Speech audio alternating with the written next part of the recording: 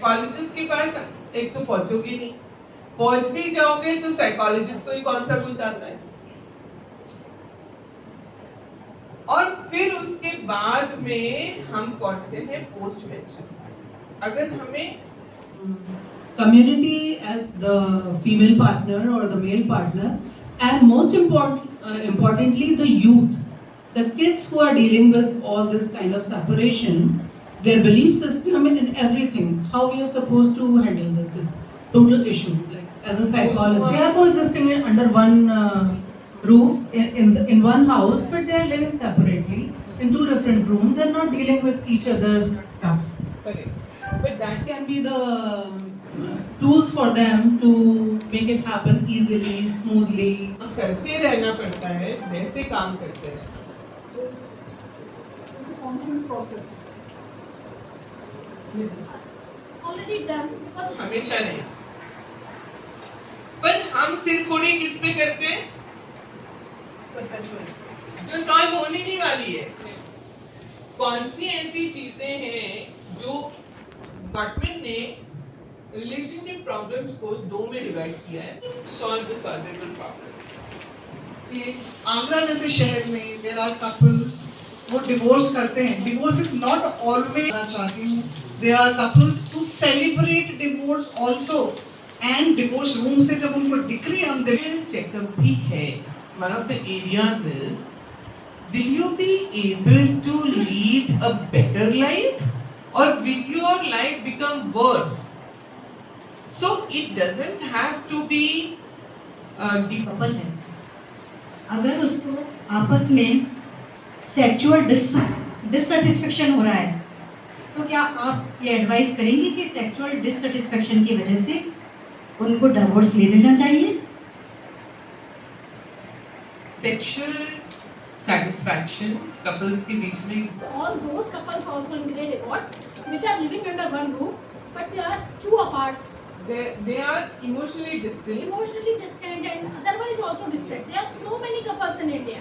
Yeah, जो सिर्फ निभाने के लिए निभा रहे हैं, they don't have emotional connect but they are living just, so they must be included before you answer. You already संवेदा Mishra, सबसे पहले तो मैं चीनू मैम का बहुत बहुत धन्यवाद दूंगी, उनको कांग्रेट्स करूंगी कि फीलिंग माइंड एकेडमी जो एक सपना था वो साकार हो गया है, और उनका आज ये जो चर्चा थी, जो पैनल डिस्कशन था ऑन ग्रे डिवोर्स, वो हमने आज अच्छे से, बहुत अच्छे तरीके से चर्चा करी, और इसके लीगल एस्पेक्ट्स क्या हैं उसके ऊपर हमने चर्चा करी कि क्यों एक कपल 20 साल और 25 साल के बाद मजबूर हो जाता है कि उसको अपने संबंध को, अपने रिश्ते को, अपनी शादी को खत्म करना पड़ रहा है, और ये गलत है या ये सही है, इसमें क्या लीगल रेमेडीज उसके लिए अवेलेबल हैं, और किस तरीके से वो मैच्योर वे में मैटर्स को रिजॉल्व कर सकते हैं, काउंसलिंग के द्वारा, साइकोलॉजिकल हेल्प के द्वारा, और लीगली हम उनके क्लॉजेज और अग्रीमेंट्स बनाकर, उन दोनों की बातों को रखकर उनको एक डिसेंट वे में अलग रहने के लिए उनको हम योगदान देते हैं, इंटरवीन करते हैं, और ये समाज में लोग अब आवाज उठा रहे हैं, और जो उनको लग रहा है कि उनके लिए सही नहीं है कि वो एक रिश्ते में रहें, और जो रिश्ता बिल्कुल उसका कोई मायने नहीं है, बिल्कुल एम्प्टी रिलेशनशिप हो गई है, और वो अब आवाज उठा रहे हैं, आवाज बुलंद कर रहे हैं, और बड़े कॉन्शियसली इस डिसीजन को ले रहे हैं। तो हम सब ने इसको बहुत ही गंभीरता से डिस्कसिंग माइंड्स में as a moderate grey divorce पे एक पैनल डिस्कशन मॉडरेट कर रही हूँ। एंड ग्रे डिवोर्स इज वो डिवोर्स जो कि 50 साल की उम्र में, या जब बाल सफ़ेद होने लग जाते हैं, जब बाल ग्रे होने लग जाते हैं, तब होते हैं। और उस पर हम लोगों ने चर्चा की, जिसमें कि ये डिस्कस किया कि क्यों हो रहे हैं ग्रे डिवोर्स, कितने और क्यों हो रहे हैं इंडिया में, क्या इसके रीजंस हैं, और इनसे कोप करने के लिए हमें क्या करना चाहिए, क्या इनके कोपिंग मैकेनिज्म्स हैं, और कैसे हम इसको अच्छे से डील कर सकते हैं, या मैरिजेस को चलाना है या नहीं चलाना है, इस इशू पे हम लोगों ने चर्चा की। एसएन मेडिकल कॉलेज में कम्युनिटी मेडिसिन विषय में प्रोफेसर एंड हेड हूँ। आज हम यहाँ डॉक्टर चीनू मैम का जो सपना है फीलिंग माइंड का इंस्टीट्यूट बनाने का, और उनका जो मिशन है लोगों को इमोशनली हेल्दी रखने का, उसको सच होता देखने आए हैं। और यहाँ एक बहुत ही सुंदर पैनल डिस्कशन हुआ है कि गे डिवोर्स क्यों हो रहे हैं और उनका सोल्यूशन क्या है, या हम अपनी तरफ से क्या प्रयास कर सकते हैं ताकि वो गे डिवोर्स का रेट कम हो सके, और अगर किसी को गे डिवोर्स से बाहर आना है तो वो हेल्दी वे में कैसे बाहर आ सकता है। उसके लिए सभी को मेरा संदेश है कि डॉक्टर चीनू मैम की हेल्प ले सकते हैं बिफोर अप्रोचिंग द एडवोकेट और making the shape of their relationship अगली। So I wish Dr. Chinu ma'am the very best in her life and completing her mission of a healthy, emotionally healthy society. Feeling minds mental health carnival का चौथा दिन था और यहाँ पर एक बहुत ही गंभीर चर्चा हुई ग्रे डिवोर्सेस के कारण और निदान के ऊपर। हमारे यहाँ एसएन मेडिकल कॉलेज की डिपार्टमेंट ऑफ फिजियोलॉजी की हेड डॉक्टर ऋचा श्रीवास्तव आई, जो इस परिचर्चा की मॉडरेटर थी।